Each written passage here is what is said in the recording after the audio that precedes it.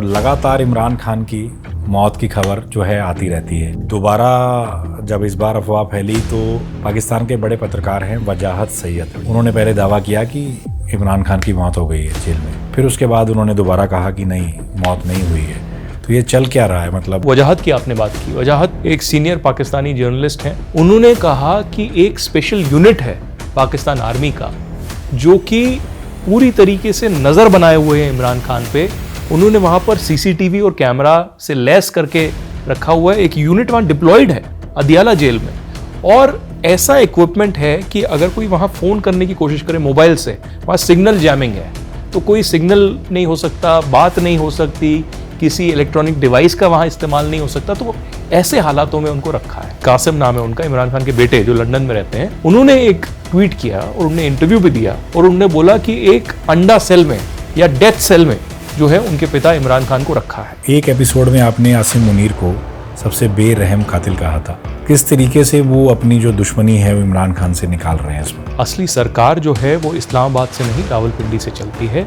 ये आज का सच्चाई नहीं है, ये सच्चाई दशकों की है। ऐसा बताया जाता है कि कुछ आसिम मुनीर ने खुद या आसिम मुनीर ने कहीं से बुशरा बीवी जो उनकी वाइफ है उनके ऊपर कोई टिप्पणी की थी, या उनके ऊपर जो कुछ डिटेल्स हैं जो बहुत ही सेंसिटिव थे वो बाहर लाए थे।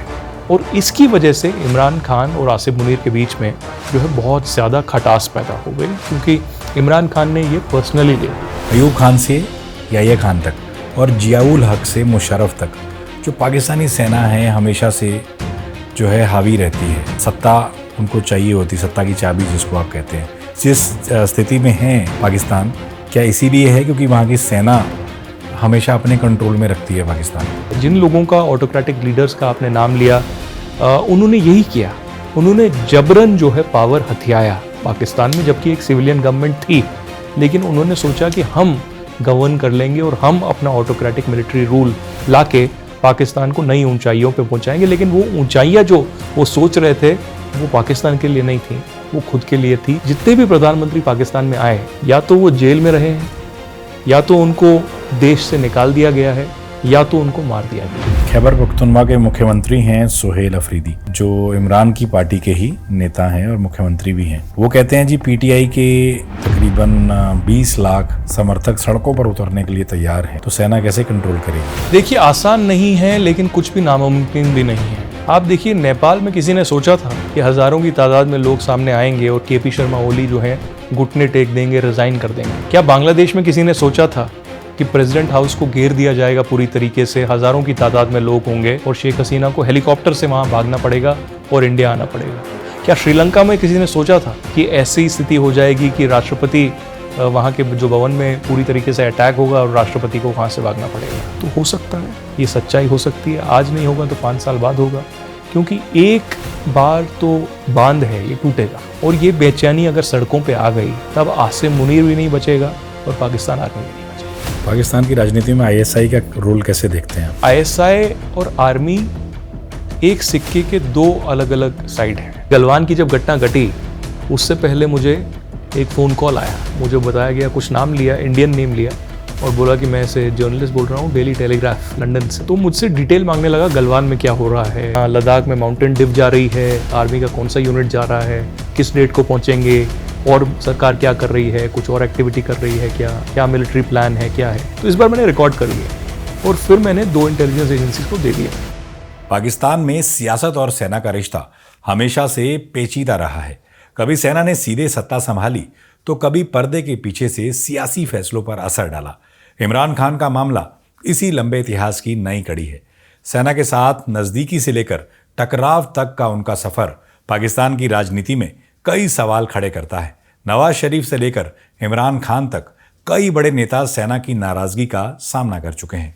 तो क्या पाकिस्तान में लोकतंत्र सिर्फ कहने भर को है? सेना इतनी ताकतवर क्यों है? और क्या पाकिस्तान एक बार फिर तख्ता पलट के मुहाने पर खड़ा है? ऐसे कई सवालों के जवाब जानेंगे सीक्रेट फाइल्स के इस एपिसोड में। मेरे साथ मौजूद हैं मेरे सहयोगी आदित्य राज कौल। स्वागत है आदित्य आपका। आज बात करते हैं पाकिस्तान की, और लगातार इमरान खान की मौत की खबर जो है आती रहती है जी। दोबारा जब इस बार अफवाह फैली तो पाकिस्तान के बड़े पत्रकार हैं वजाहत सैयद, उन्होंने पहले दावा किया कि इमरान खान की मौत हो गई है जेल में, फिर उसके बाद उन्होंने दोबारा कहा कि नहीं, मौत नहीं हुई है। तो ये चल क्या रहा है, मतलब किस स्थिति में है अभी इमरान खान? देखिए मुनीश, लगभग 1 साल से ये अटकलें तेज हैं कि इमरान खान की मृत्यु हो गई है, कोई कॉन्स्पिरेसी चल रही है, या तो मृत्यु हो गई है या पाकिस्तान की जो आर्मी है, जो थल सेना है, वो कोई ना कोई ऐसी कॉन्स्पिरेसी रच रही है जिसके तहत वो इमरान खान को ख़त्म कर दें पूरी तरीके से। अब मैं इस पे ले जाना चाहूँगा आपको 1 साल पहले। हालांकि इसकी पृष्ठभूमि तो उसके पहले भी है, जब इमरान खान अरेस्ट हुए थे, उसके बाद बहुत ज़्यादा दंगा हुआ, पाकिस्तान आर्मी को बहुत ही एम्बैरेसमेंट हुई, इसके कई वाक़ये हुए। लेकिन पिछले साल नवंबर के महीने में इमरान खान की बहनों ने, इमरान खान के परिवार ने और पीटीआई जो उनकी पार्टी है, पाकिस्तान तहरीक इंसाफ, उनके लोगों ने बहुत बड़ा एक प्रदर्शन जो है सिट इन ऑर्गेनाइज किया, और ये प्रदर्शन जो है पूरा अदियाला जेल तक गया। और इसमें उन्होंने कहा कि इमरान खान की जो बहनें हैं या इमरान खान के जो बच्चे हैं, उनको अलाउ नहीं किया जा रहा इमरान खान से मिलने को, और इमरान खान की जो फिज़िकल हालत है या मेडिकल हालत है, उनका स्वास्थ्य ठीक नहीं है।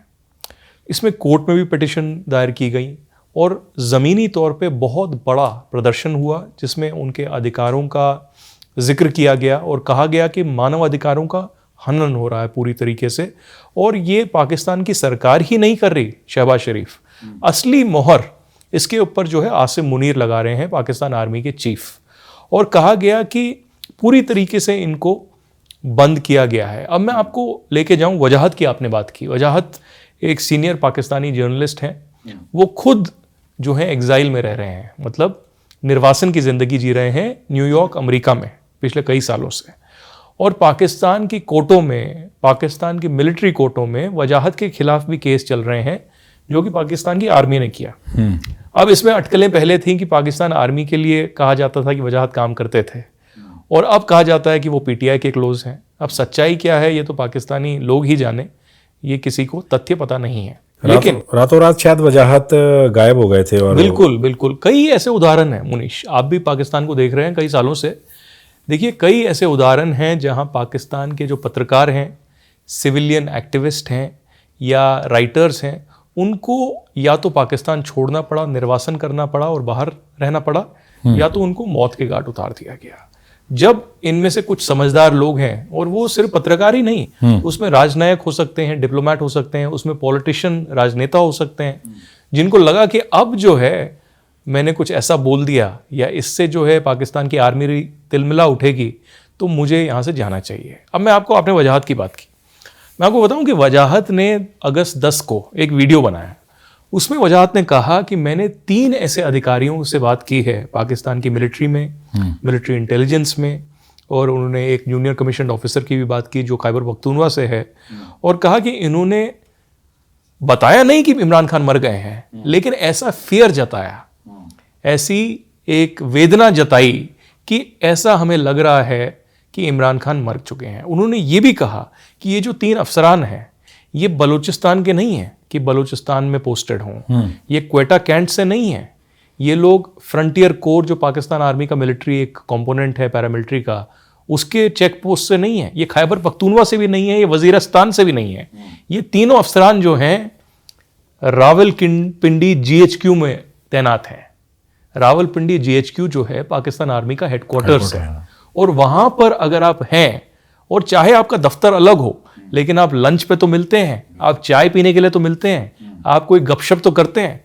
और उन्होंने बोला इसको वहां की टर्मिनोलॉजी में कहा जाता है लंगर गपशप, और लंगर गपशप में ये बातचीत हुई कि उन्होंने सुना कहीं कि इमरान खान को या तो मार दिया है या ऐसी चर्चा चल रही है कि उसको कैसे मारा जाए। और इसके अलावा इन्होंने एक और चीज, फिर अगस्त 11 को एक और वीडियो बनाया, और इस बीच दरमियान 2 दिन के बीच में क्या हुआ, ISPR ने वहाँ की मीडिया को कांटेक्ट किया और कहा कि ये झूठा वीडियो है वजाहत का, ऐसा कुछ भी नहीं है, ये फेक न्यूज़ है, इमरान खान अभी भी जिंदा हैं। और उनकी वाइफ जो कि जेल में है वहीं अदियाला में, बुशरा बीवी को परिवार से मिलने की इजाज़त दी गई। और फिर बुशरा बीवी के जो परिवार या जो भी उनसे मिलने गया था, उन्होंने फिर बताया कि हमने इमरान खान को भी वहाँ पर देखा।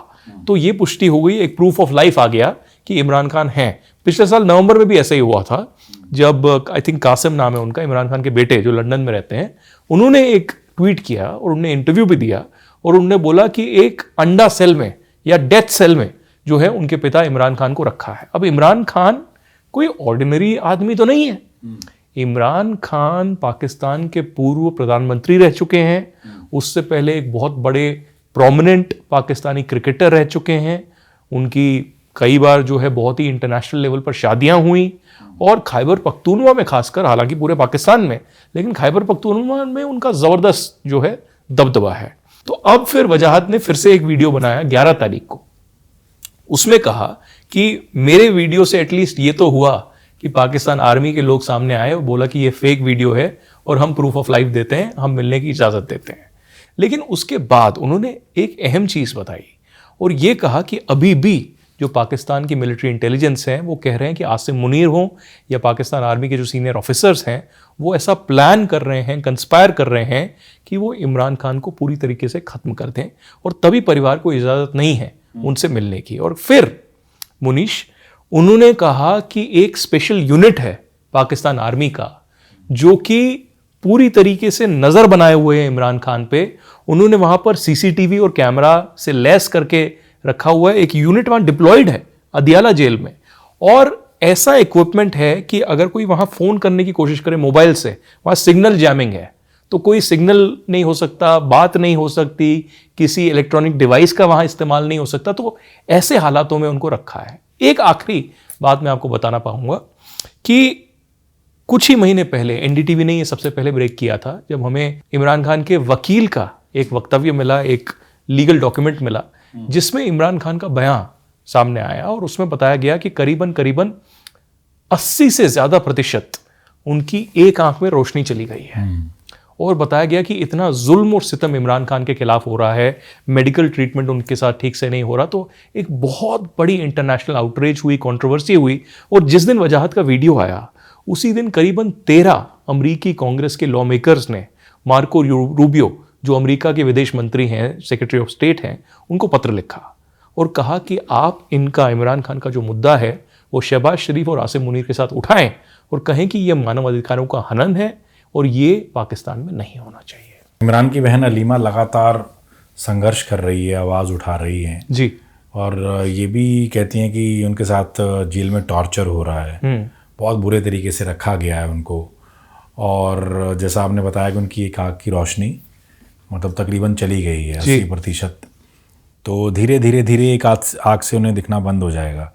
तो क्या जैसे मतलब सीधा नहीं मार पा रही पाकिस्तानी हुकूमत उनको या आर्मी, तो उनको तड़पा कर मारा जा रहा है, धीरे धीरे ख़त्म किया जा रहा है।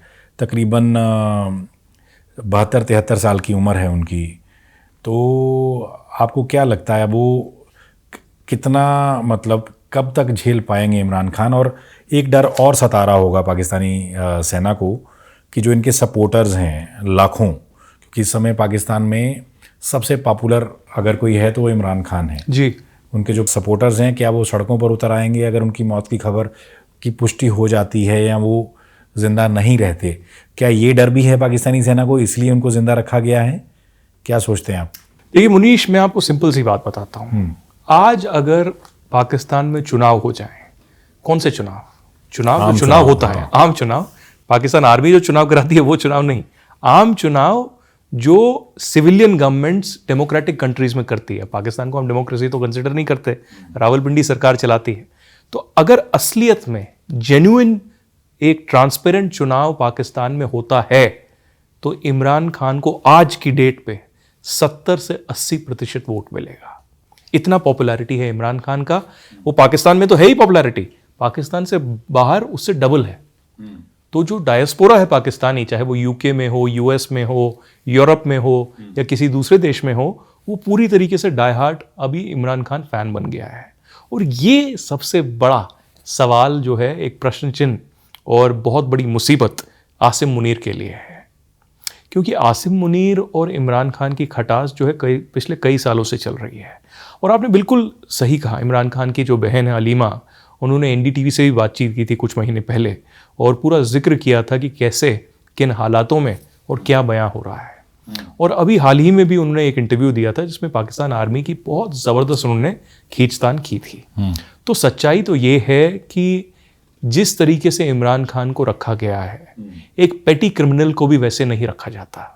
एक आम तौर पे जो चोर है, पाकिस्तान की सड़कों पे तो चोरों की लाइन लगी हुई है, तो एक छोटा सा जो चोर है या डाकू है या जिसने मर्डर किया है, उसको भी इन हालातों में नहीं रखा जाता। कहा जा रहा है कि इमरान खान को एक सॉलिटरी कन्फाइनमेंट में रखा गया है। इसका मतलब इमरान खान के इर्द गिर्द कोई नहीं है, उनको कोई स्पेशल सुविधाएं वहाँ पर नहीं दी जा रही हैं। बेसिक सुविधा है कि अगर उनको मेडिकल ट्रीटमेंट चाहिए तो उनको मेडिकल ट्रीटमेंट मिलना चाहिए, तो वो नहीं मिल रहा ठीक से। जो खुद के उनके फिजिशियन हैं या उनके डॉक्टर्स हैं, उनको एक्सेस नहीं मिल रहा, वो इमरान खान से मिल नहीं पा रहे। ऑन अ रेगुलर बेसिस जो उनकी फैमिली हैं, सिस्टर्स हैं या बाकी लोग हैं, उनको मिलने नहीं दिया जा रहा। तो हालत जो है बद से बदतर हो रही है।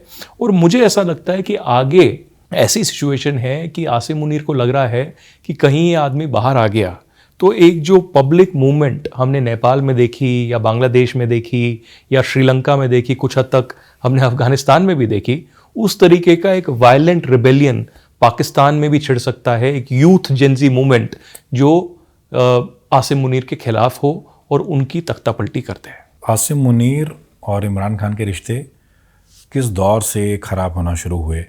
और एक एपिसोड में आपने आसिम मुनीर को सबसे बेरहम कातिल कहा था जी। सीक्रेट फाइल्स का पॉडकास्ट है, हम दर्शकों के लिए डिस्क्रिप्शन में छोड़ देंगे, आप देख सकते हैं उस एपिसोड को। सबसे बेरहम कातिल, किस तरीके से वो अपनी जो दुश्मनी है वो इमरान खान से निकाल रहे हैं इस वक्त? देखिए, पहले तो स्पष्ट रूप से ये आपको समझना पड़ेगा मुनीश कि पाकिस्तान में अगर कोई सरकार आती है वो एक ही नियम से आती है। वो नियम ये है कि पाकिस्तान आर्मी की मोहर होनी चाहिए। वो लीडर जो प्रधानमंत्री बनता है उसको पाकिस्तान आर्मी की बैकिंग होनी चाहिए। असली सरकार जो है वो इस्लामाबाद से नहीं, रावलपिंडी से चलती है। ये आज का सच्चाई नहीं है, ये सच्चाई दशकों की है। आप 1958 में देख लीजिए, आप 1977 में देख लीजिए, आप 98-99 में देख लीजिए कि क्या हुआ। उसके बाद अब आप देखिए कि पाकिस्तान आर्मी अगर एक ऑटोक्रेटिक लीडर लाती है, जैसे अयूब खान की बात करिए या आप मुशर्रफ की बात करिए या ज़ियाउल हक की बात करें, तो वो तो एक ये हो गया। दूसरा ज़रिया ये है कि वो पीछे से एज अ प्रॉक्सी जो है आपको इस्तेमाल करता रहे। तो ऐसे ही इमरान खान के साथ हुआ। अब लोग कहेंगे कि इनकी इतनी पॉपुलैरिटी थी, क्रिकेटर थे, फिर पॉलिटिशियन बने। कुछ लोग ये भी कहते हैं कि फिलैंथ्रोपी बहुत की, एक बहुत बड़ा कैंसर हॉस्पिटल उन्होंने बनाया, लोगों की मदद भी बहुत की। लेकिन सरकार में आप ऐसे ही तो नहीं आ सकते।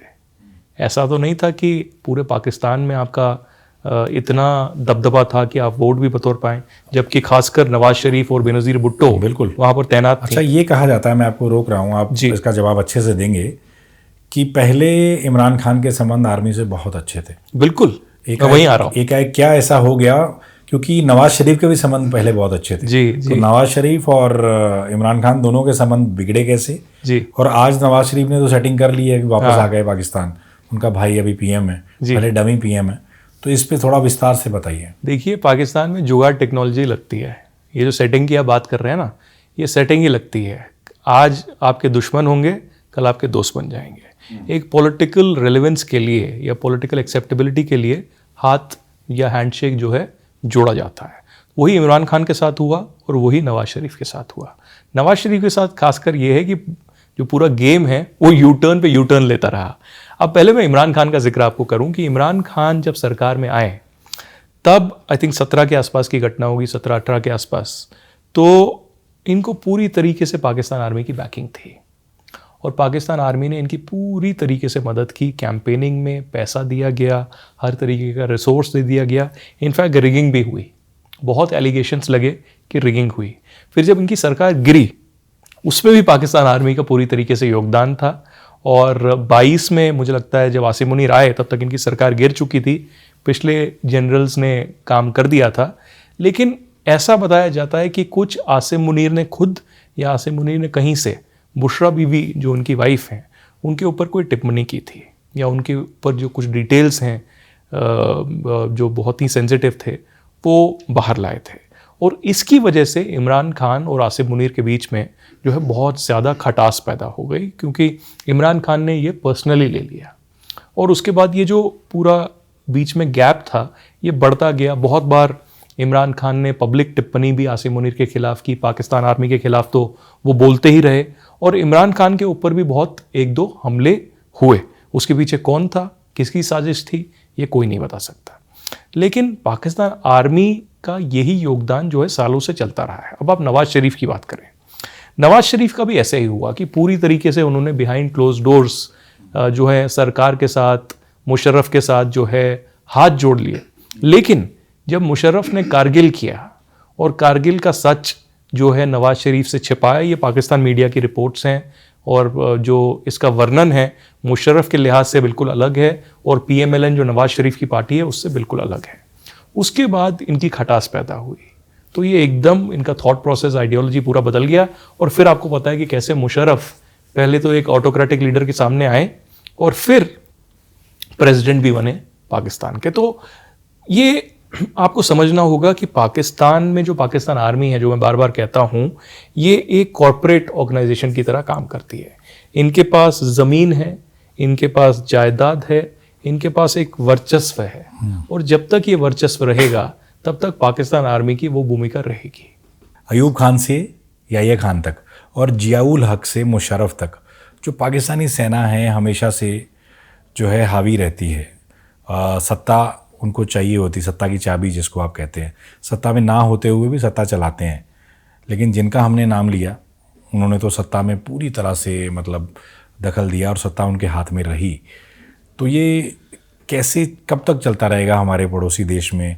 इसीलिए जिस स्थिति में है पाकिस्तान, क्या इसीलिए है क्योंकि वहाँ की सेना हमेशा अपने कंट्रोल में रखती है पाकिस्तान को? देखिए, पाकिस्तान आर्मी को मुझे लगता है कि ऐसा लगता है कि अगर हम पूरी तरीके से सेना को जो है कंट्रोल हटा दें तो पाकिस्तान जो पूरा पाकिस्तान का ढांचा है वो कोलैप्स हो जाएगा। पाकिस्तान आर्मी को ये भी लगता है कि पाकिस्तान आर्मी अगर कंट्रोल ले ले तो जो पाकिस्तान आर्मी का खुद का वर्चस्व है या पाकिस्तान आर्मी चीफ का जो कंट्रोल है वो पूरी तरीके से कोलैप्स हो जाएगा। तो वो इस कोलैप्स को बचाने के लिए, अपनी पर्सनल ग्रीड के लिए, अपने पैसों के लिए, जायदाद के लिए देश को बेचना चाहते हैं पूरी तरीके से।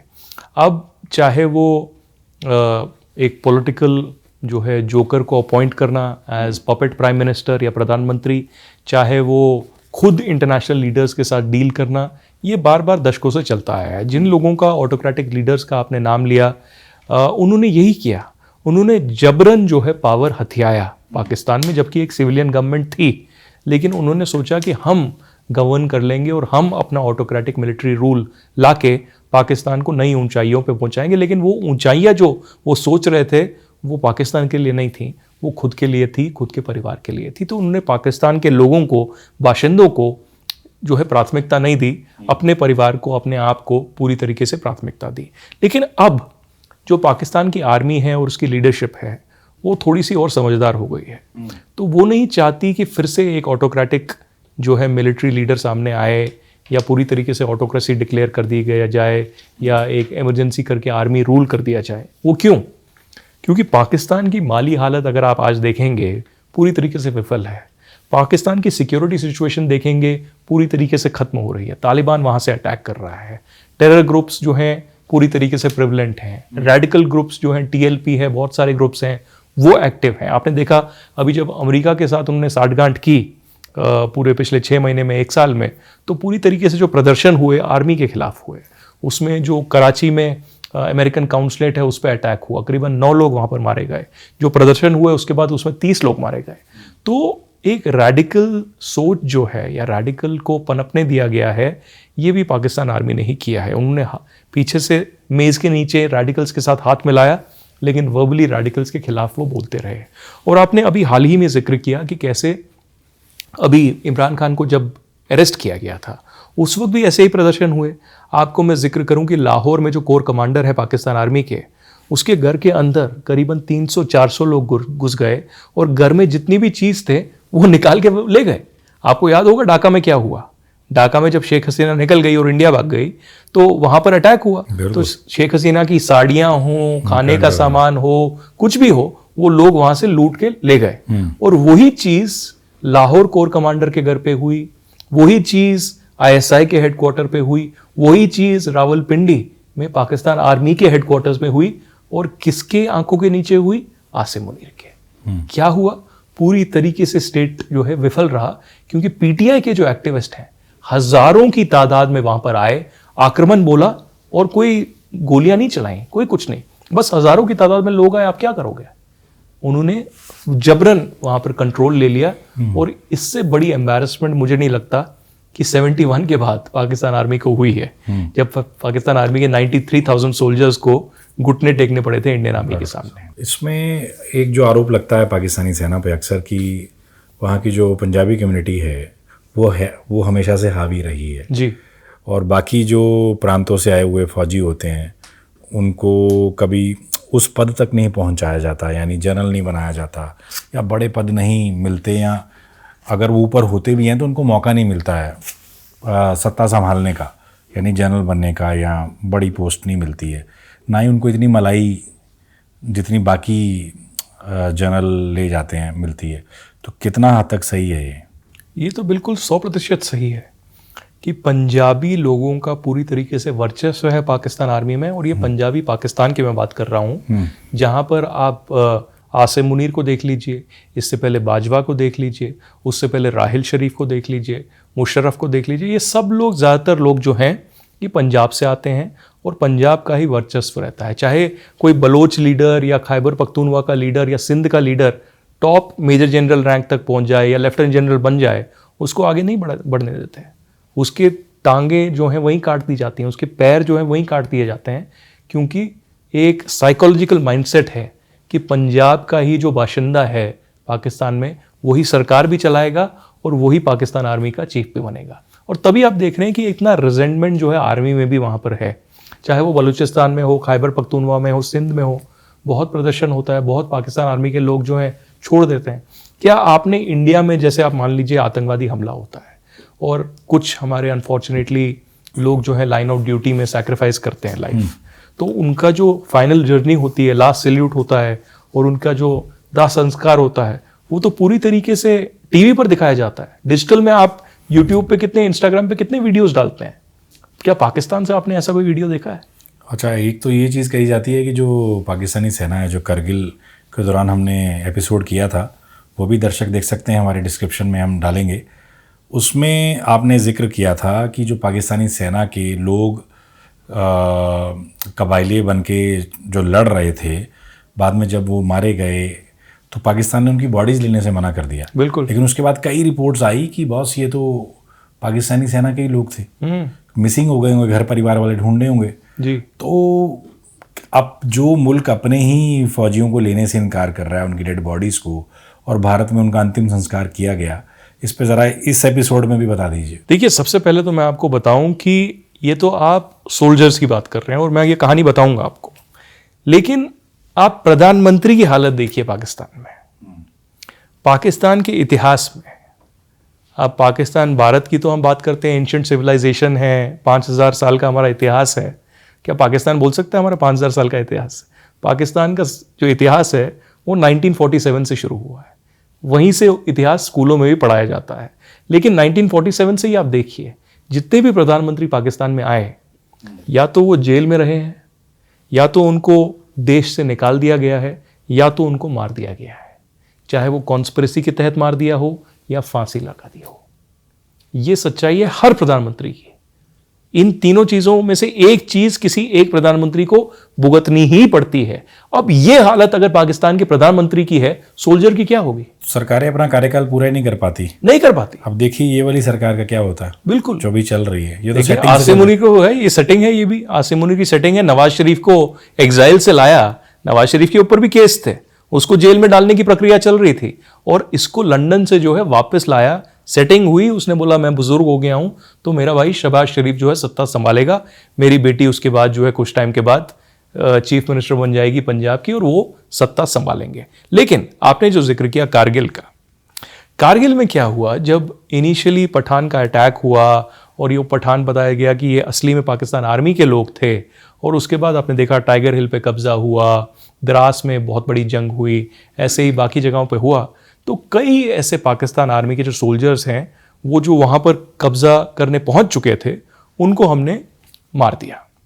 अब इनकी बॉडीज लेने से पाकिस्तान मना करे, पाकिस्तान कहे कि ये तो हमारे सोल्जर्स हैं ही नहीं, ये तो खुद के रेडर्स हैं, इंडिविजुअल हैं, कोई पता नहीं है हमें, तो ये भी आइडेंटिटी क्लियर नहीं है पाकिस्तानी है कि नहीं है।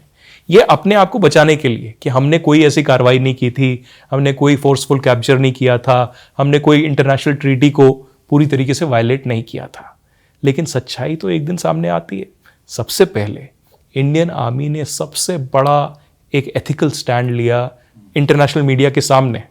उन्होंने उन सबको इस्लामिक रिचुअल्स के तहत दफनाया, पाकिस्तान आर्मी का झंडा उनके ऊपर लगाया गया।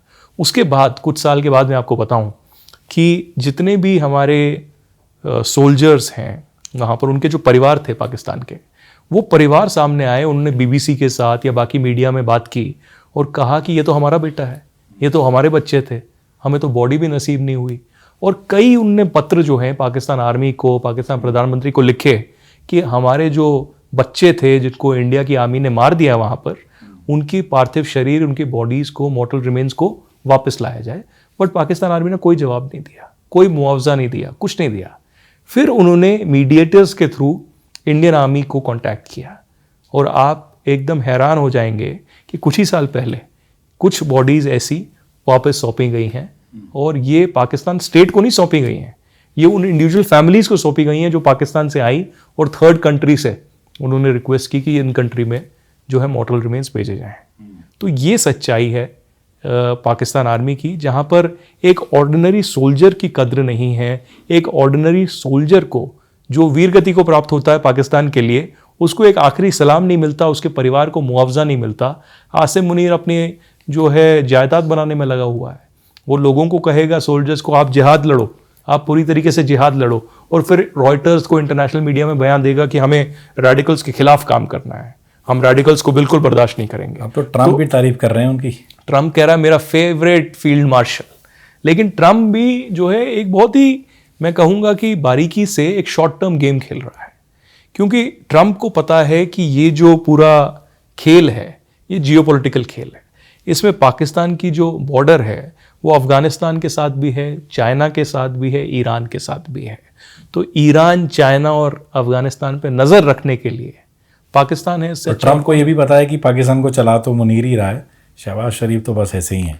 देखिए, सबसे बड़ा जो इसमें जिसमें जो गेम चेंजर रहा पाकिस्तान के लिए वो ये रहा कि आसिम मुनीर ने कहा कि मैं रेकमेंड करूंगा ट्रम्प को नोबेल पीस प्राइज़ के लिए, और उससे जो है ट्रम्प एकदम गदगद हो गया और एकदम पीआर किया। और मैं ये भी कहूँगा कि इनफॉर्मली इंडिया को भी बोला गया कि आप हमें जो है ये करिए, और हो सकता है इंडिया पाकिस्तान खुद मिलके ये करे और कहे कि आपने हमारे लिए इतना कुछ किया। जो ऑपरेशन सिंदूर हुआ, 4 दिन की जंग हुई, उसमें अमेरिका का बहुत बड़ा योगदान था। ऐसा सच्चाई तो नहीं था, तो हमने मना कर दिया, हमने बोला ऐसा कुछ नहीं होने वाला। आप जो है, आपको प्रेस कॉन्फ्रेंस करनी है, आपको फाइटर जेट्स के बाद में बात करनी है, क्या करना है आप करिए, लेकिन ये नहीं होने वाला। नोबेल पीस प्राइज़ आप दूसरे का हथिया सकते हैं, लेकिन आपको हम नहीं रेकमेंड करेंगे, और वो भी गलत। आपने कुछ अच्छा किया हो तो हम बोलें। तो इंडिया पाकिस्तान की जो जंग रोकने में, उसमें अमेरिका का कोई योगदान नहीं था, ट्रम्प का ना तो कोई थ्रेट थी, ना तो कोई योगदान था। और दूसरा, मैं आखिर में ये भी कहूँ कि पिछले 6 महीने में करीबन 40 से 50 अमेरिकी जेट ईरान ने गिरा दिए हैं। ईरान के जो छोटे छोटे इंजन हैं, जो ड्रोन्स के और बाकी छोटी मिसाइल्स के, उन्होंने इतने बड़े बड़े 100 करोड़ 200 करोड़ के जो जेट्स हैं, और उससे भी ज़्यादा 500 करोड़ 1000 करोड़ के जेट्स हैं, रडार सिस्टम है, मिसाइल सिस्टम है, उन सबको तबाह कर दिया, करीबन 40 से 50। क्या आपने ट्रम्प को एक बार भी प्रेस कॉन्फ्रेंस में इसके बारे में बात करते हुए देखा? तो ये तो दोगलापन है, ये तो हिपोक्रेसी है। आगे इतिहास जब याद करेगा वो ये देखेगा कि ट्रम्प ने बार बार कहा कि हम रेजीम चेंज करेंगे, हम डेमोक्रेसी ईरान में वापस लाएंगे, लेकिन 6 महीने में ही 40 से 50 अमेरिका के जेट गिर गए। तो ये जो ग्लोबल पावर की इमेज ट्रम्प की थी और अमेरिका की थी, ये चकनाचूर हो गई। अच्छा, खैबर पख्तूनख्वा के मुख्यमंत्री हैं सोहेल अफरीदी जी, जो इमरान की पार्टी के ही नेता हैं और मुख्यमंत्री भी हैं। वो कहते हैं जी पीटीआई के तकरीबन 20 लाख समर्थक सड़कों पर उतरने के लिए तैयार हैं जी। अगर मतलब कुछ खुदा ना खास्ता अगर इमरान खान को कुछ हो गया, या वो मुहिम जब उन्होंने शुरू कर दी, तो इस पर क्या लगता है आपको? अगर ऐसा होता है तकरीबन 20 लाख लोग सड़कों पर उतर आए तो सेना कैसे कंट्रोल करेगी? देखिए, आसान नहीं है, लेकिन कुछ भी नामुमकिन भी नहीं है। आप देखिए, नेपाल में किसी ने सोचा था कि हज़ारों की तादाद में लोग सामने आएंगे और केपी शर्मा ओली जो हैं घुटने टेक देंगे, रिज़ाइन कर देंगे? क्या बांग्लादेश में किसी ने सोचा था कि प्रेसिडेंट हाउस को घेर दिया जाएगा पूरी तरीके से, हज़ारों की तादाद में लोग होंगे और शेख हसीना को हेलीकॉप्टर से वहाँ भागना पड़ेगा और इंडिया आना पड़ेगा? क्या श्रीलंका में किसी ने सोचा था कि ऐसी स्थिति हो जाएगी कि राष्ट्रपति वहाँ के जो भवन में पूरी तरीके से अटैक होगा और राष्ट्रपति को वहाँ से भागना पड़ेगा? तालिबान के कॉन्टेक्स्ट में अफगानिस्तान में सोचा था कि ऐसा हो सकता है, लेकिन नेपाल, बांग्लादेश और श्रीलंका में ऐसा नहीं सोचा गया था। अब पाकिस्तान को लगता है कि पाकिस्तान आर्मी का ऐसा वर्चस्व है कि वो सिविलियंस को कंट्रोल कर देंगे, लोगों को मार देंगे और एक मैसेज कन्वे करेंगे कि आप लोग कुछ नहीं कर सकते। ऐसा नहीं।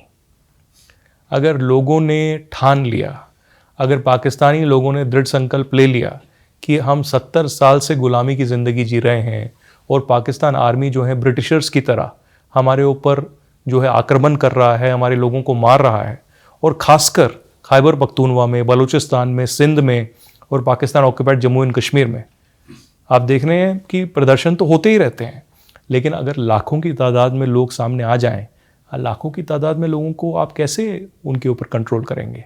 क्या आप हज़ारों लोगों को मार देंगे? क्या गोलियां आप चलाएंगे? गोलियां कम पड़ जाएंगी? तो ये सच्चाई है। सोहेल अफरीदी जो चीफ मिनिस्टर हैं खैबर पख्तूनवा के, पीटीआई से आते हैं और बहुत ही सीनियर लीडर हैं पाकिस्तान तहरीक इंसाफ के, और उन्होंने भी प्रदर्शन किया था अदियाला जेल पे। उन्होंने ये कहा है कि 20 लाख लोग आ सकते हैं और जब आएंगे तब हालत जो है ख़राब हो जाएगी। तो हो सकता है, ये सच्चाई हो सकती है। आज नहीं होगा तो 5 साल बाद होगा, क्योंकि एक बार तो जो ये बांध है ये टूटेगा। ये जो एग्जॉशन है या अंदर से जो एक घुटन है ये तो ख़त्म होगी। क्योंकि आप देखिए पाकिस्तान में आज की जो स्थिति है, सिक्योरिटी और इकोनॉमिक स्थिति तो मैंने आपको बताई ही, लेकिन उनको IMF और वर्ल्ड बैंक के सामने भीख मांगनी पड़ रही है कि हमारी इकॉनमी बचा लीजिए। डेट ट्रैप में पूरी तरीके से फंसा हुआ है। और पाकिस्तान जो है अभी एक वायरस की तरह है। आप देखिए कोविड-19 में जो आया था ना वायरस, ये उस वायरस की तरह है। और तभी आप देखेंगे पुलवामा का जब हमला हुआ, इंडिया ने भी पाकिस्तान को इग्नोर कर दिया पूरी तरीके से। ये तो हमारे किसी मेडिकल इंस्टीट्यूट में या सेरम इंस्टीट्यूट में या जितनी भी हमारी लेबॉर्ट्रीज़ हैं उसमें इंजेक्शन जो बनता है, पाकिस्तान के लिए भी एक दिन हमको इंजेक्शन ईजाद करना पड़ेगा। ये उस तरीके का वायरस है। तो मुझे नहीं लगता कि इमीडिएटली कोई ऐसा कॉन्सिक्वेंस होगा, लेकिन अंदर जो है ये घुटन पाकिस्तानी लोगों को बेचैन कर रही है। और ये बेचैनी अगर सड़कों पे आ गई तब आसिम मुनीर भी नहीं बचेगा और पाकिस्तान आर्मी भी नहीं बचेगी। पाकिस्तान की राजनीति में ISI का रोल कैसे देखते हैं आप? देखिए, ISI और आर्मी एक सिक्के के 2 अलग अलग साइड हैं, वो सेम है। ISI पूरी तरीके से पाकिस्तान आर्मी है। ये यहाँ की तरह नहीं है। देखिए इंडिया में जो है इंस्टीट्यूशंस हैं, या अमेरिका में हैं, UK में हैं, जर्मनी में हैं, इंस्टीट्यूशंस हैं, डेमोक्रेटिक इंस्टीट्यूशंस हैं। आर्मी का एक अलग रोल है, एक लिमिटेड रोल है। RNAW का यहाँ पर एक अलग रोल है, लिमिटेड रोल है। IB का अलग रोल है, लिमिटेड रोल है। पैरामिलिट्री का अलग रोल है। वहाँ पर आप देखेंगे जो पाकिस्तान आर्मी है एक सरबराहत है उनकी, लेकिन पाकिस्तान आर्मी के वहाँ पर जो अलग अलग विंग्स हैं, ISI हो गया, फ्रंटियर कोर हो गया, जो रेंजर्स हैं वो हो गए, या जितनी भी उनकी एक कॉन्स्टिट्यूशनल बॉडीज़ हो गई, हर जगह पाकिस्तान आर्मी के लोग हैं। वहाँ की अगर टेलीकम्युनिकेशन अथॉरिटी हो गई, वहाँ का अगर क्रिकेट बोर्ड हो गया, वहाँ की कोई भी मीडिया की कोई ऑर्गेनाइजेशन हो गई, कुछ भी हो गई, हर जगह उन्होंने या तो सर्विंग पाकिस्तान आर्मी का या रिटायर्ड पाकिस्तान आर्मी का बाशिंदा वहाँ पर लगाया हुआ है। तो ISI जो है वो पूरी तरीके से यही करती है। ISI एक एक्सटर्नल इंटेलिजेंस एजेंसी है पाकिस्तान की, लेकिन आधा टाइम तो वो अपने ही लोगों को दबाने में लगी रहती है, चाहे वो बलूचिस्तान में हो या खैबर पख्तूनवा में हो या पाकिस्तान ऑक्यूपाइड जम्मू एंड कश्मीर में हो। मैंने शायद एक वाक़या आपको सुनाया था, एक बार दोहरा देता हूँ कि गलवान की जब घटना घटी उससे पहले मुझे एक फ़ोन कॉल आया और मुझे बताया गया, कुछ नाम लिया, इंडियन नेम लिया, और बोला कि मैं ऐसे जर्नलिस्ट बोल रहा हूँ डेली टेलीग्राफ लंदन से, और मुझे आपसे बात करनी थी। हम मिले हैं दिल्ली में, प्रेस क्लब में मिले हैं कुछ साल पहले, आपको शायद याद नहीं होगा। तो मैंने अच्छा, तो मुझसे डिटेल मांगने लगा गलवान में क्या हो रहा है, इंडियन आर्मी क्या डिप्लॉय कर रही है, क्या चीज़ें हो रही हैं। तो मैंने बोला देखो यार मुझे तो पता नहीं, आपको पता है मोदी सरकार कैसी है, कुछ बताती नहीं है, प्रेस रिलीज इशू करती है, स्टेटमेंट देती है, उसके अलावा कुछ पता नहीं लगता। लेकिन मुझे शक हुआ कि ऐसा कौन है, तो मुझे टेलीग्राफ में मैंने फ़ोन किया, जो वहाँ के साउथ एशिया ब्यूरो चीफ है, उनको पूछा कि इस नाम का कोई बंदा है क्या। तो उन्होंने बोला नहीं, इस नाम का तो कोई बंदा काम ही नहीं करता, ना लंदन में ना दिल्ली में। तो फिर मैंने दो इंटेलिजेंस एजेंसीज़ को आगाह किया। उन्होंने मुझे बोला कि अगली बार फ़ोन करेगा तो रिकॉर्ड कर लेना। तो अगले दिन ही इसने फ़ोन किया, मैंने रिकॉर्ड कर लिया। तो वो फिर से मुझे पूछने लगा कि क्या अपना लद्दाख में माउंटेन डिव जा रही है, आर्मी का कौन सा यूनिट जा रहा है, किस डेट को पहुंचेंगे, और सरकार क्या कर रही है, कुछ और एक्टिविटी कर रही है क्या मिलिट्री प्लान है, क्या है। तो मैंने यार कुछ पता नहीं, अगर पता चलेगा तो बताएंगे, अभी तो कुछ पता नहीं। फिर वो और जर्नलिस्ट के नंबर मुझसे मांगने लगा। तो इस बार मैंने रिकॉर्ड कर लिया और फिर मैंने 2 इंटेलिजेंस एजेंसीज को दे दिया। उन्होंने रात को मुझे फ़ोन किया और बोला अरे यार ये क्या बंदा है, ये तो कराची से आपको फ़ोन कर रहा है, और इंडियन नंबर से कर रहा था, इंडियन नंबर से व्हाट्सएप कॉल, और फिर मुझे पूछ रहा था ये सब जानकारी। तो मैंने है कौन, बोला ये ISI का बंदा है, ये पिछले 2-3 साल से आर्मी के लोगों को फ़ोन करता है नॉर्मली, जैसे मेजर को फ़ोन कर दिया और एक्टिंग की कि मैं कर्नल बोल रहा हूँ, और कर्नल के आवाज़ में बोला hey major you need to send me this document immediately on my phone. तो वो डर जाता है मेजर की, कौन है भाई, कौन कर्नल फ़ोन कर रहा है। तो इस तरीके की एक्टिंग करता है कि कर्नल है या मेजर जनरल है कि ये डॉक्यूमेंट भेजो जल्दी से मुझे। लेकिन आज तक कोई ऐसा सेंसिटिव डॉक्यूमेंट गया नहीं, और अब उसने प्रक्रिया चालू की कि जर्नलिस्ट को फ़ोन करें और इनसाइड डिटेल जो है या स्कूप है या कोई इंटेलिजेंस है हमें मिल जाए। फिर उन्होंने मुझे बताया कि पाकिस्तान हाई कमीशन जो दिल्ली में है, उन्होंने कुछ साल पहले चांदनी चौक से या कहीं जामिया से ये नंबर लिया था, और वो बंदा जिसने नंबर लिया था उसका तो ट्रांसफ़र हो गया, वो वापस पाकिस्तान चला गया, बट वो नंबर साथ लिया, तो नंबर बंद हो गया, एक्टिव नहीं है, लेकिन उसमें व्हाट्सएप चल रहा है। व्हाट्सएप चल रहा है। ये कहानी है ISI की, और ये गलवान के वाकया है, लद्दाख का वाकया है, उसमें पाकिस्तान का कोई रोल नहीं है। तो ये पाकिस्तान क्यों कर रहा था? चाइना को इंटेलिजेंस देने के लिए। चाइना अब नॉर्मली ऐसे तो नहीं कर सकता कि हिंदी में बात करे नॉर्मली और आपसे बात करे, वहां का बंदा तो बात कर सकता है। और एक और चीज ये हुई जो मैं आपको बताना भूल गया, कि उसकी जब आवाज आई, आप तो अमृतसर से है ना, तो उसका वो जो टोन था ना, लहजा देसी, वो देसी तो था, लेकिन वो पंजाबी थी, और वो पंजाबी जो पाकिस्तान में बोली जाती है, यहाँ नहीं, माझी लैंग्वेज। हाँ, वो जो एक एक्सेंट होता है ना, वो एक्सेंट अलग था। और आपको भी पता है यहाँ के पंजाब का एक्सेंट और वहां के पंजाब का एक्सेंट अलग है। तो जनाब तो नहीं बोला था? जनाब, हाँ जनाब भी बोला जी। वो तो एक पत्रकार का भी उसने नाम लिया, हमारे एक राइवल नेटवर्क का पत्रकार है, उसका नाम नहीं ले सकता, उसमें उर्दू आ जाती है। लेकिन जैसे उस बंदे का नाम भी लिया ना उसने, वो इंडिया का कोई भी बंदा ऐसा नाम नहीं लेगा, तो उसी वक्त पकड़ लिया मैंने उसको। वो ऑडियो मेरे पास पड़े हुए हैं अभी भी। तो ये कहानी थी कि ऐसे ही हुआ था। जनाब अस्सलाम वालेकुम नहीं कर पाया होगा बस आपको। वो लिखते भी जो हिंदी है ना, जो ट्विटर पे बेसिकली क्या किया है इन लोगों ने, ट्विटर पे ISI को पता है कि वो प्रोपेगेंडा जो ये वॉर है ये हार रहे हैं, उनका जितने भी वो ट्वीट कर दें, उनके पाकिस्तानी लोग तो लिखेंगे नहीं कुछ पाकिस्तान आर्मी के सपोर्ट में। तो अब इन्होंने फेक अकाउंट बनाए हैं हजारों की तादाद में, और एक बॉट आर्मी भी है। तो पाकिस्तान आर्मी क्या करती है, वो जो हिंदी में लिखते हैं वो उर्दू के, जैसे ले लिखना है उन्हें, वो LAY लिखेंगे, LE नहीं लिखेंगे, LI नहीं लिखेंगे। तो वो उनका जो उर्दू का वो तलफ़ुज़ है वो सामने आ जाता है, वो पकड़े जाते हैं। बाहर को बाहिर कहते हैं तो ऐसे कई वर्ड हैं जी। हालांकि वो वही समझ सकते हैं जो बॉर्डर के एरियाज में रह रहे हैं, कैसे बोल रहे हैं, तो लैंग्वेज पकड़ी जाती है। बहुत बहुत शुक्रिया। Thank you.